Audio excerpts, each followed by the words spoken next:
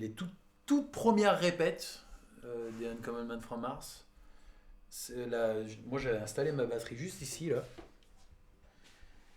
Et ça avait laissé des grosses traces d'ailleurs, la pédale de grosse caisse dans le plancher là.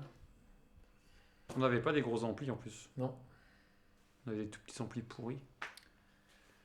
Et d'ailleurs, ça faisait beaucoup de bruit, mais pas tout à fait assez. Il ne fallait pas qu'il tape trop fort, parce que sinon on n'entendait rien. Jérôme était là, on jouait des morceaux à la Weezer qui duraient des plombes. Ouais, c'était... Ça n'a pas duré longtemps, hein. Je crois. On a fait 3 ou 4 répètes, et puis après, on nous a très vite fait comprendre que c'était pas possible. Non, ça le faisait pas. Du coup, on est monté dans la piole au-dessus. Ça a duré un certain temps. Après, on a aménagé la cour au fond, il y a une cave un peu pourrie là. On est arrivé par là et c'est traversé toute la maison. Donc ma mère super contente quand il pleuvait, parce que les amplis, les machins, ils ont dégueulassé tout à chaque fois. Et donc on traversait du coup toute la maison jusqu'à dans la cour. Et puis dans la cour, c'est encore un petit peu à l'extérieur jusqu'à ce qu'on arrive dans le local. Ce qui était à l'époque le local de répète, qui est maintenant devenu un espèce de débarras sans nom. Big Jim, Daf, Lump.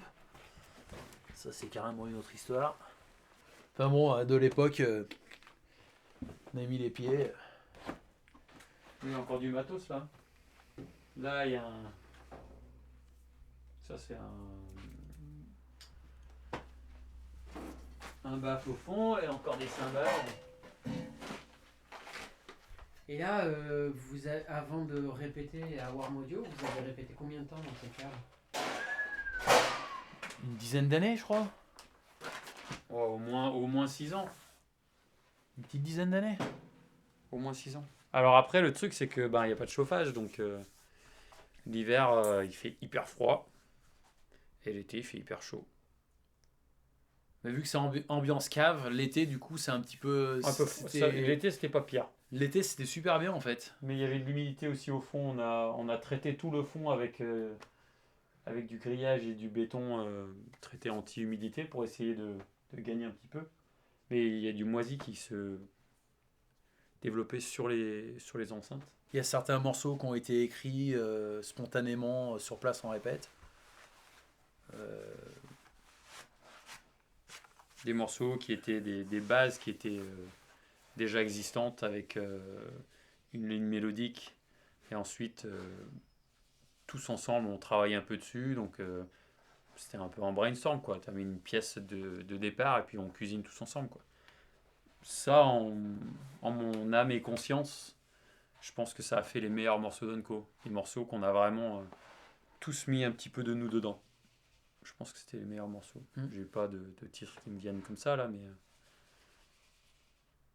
mais ouais, il y a eu beaucoup de morceaux travaillés dans cette cave là. Comme to Jamaica, You Can Be Evil, tout ce qui était dinosaures. On se garait sur le trottoir. Et puis déjà il y a 5 marches à monter avec une petite barrière. Donc on arrivait par là et c'est traversé toute la maison. Donc ma mère super contente quand il pleuvait. Parce que les amplis, les machins, ils ont dégueulassé tout à chaque fois. Tous les pins dans les cadres de porte, c'est tous les amplis qui ont tout tapé à force de passer, évidemment. Donc tout traversé ici. À l'époque, là c'était rehaussé, c'était une grande pente, il n'y avait pas de marche.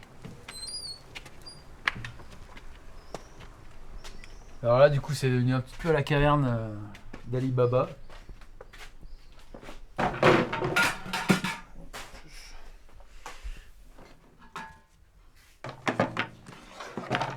Ça, c'était une cave.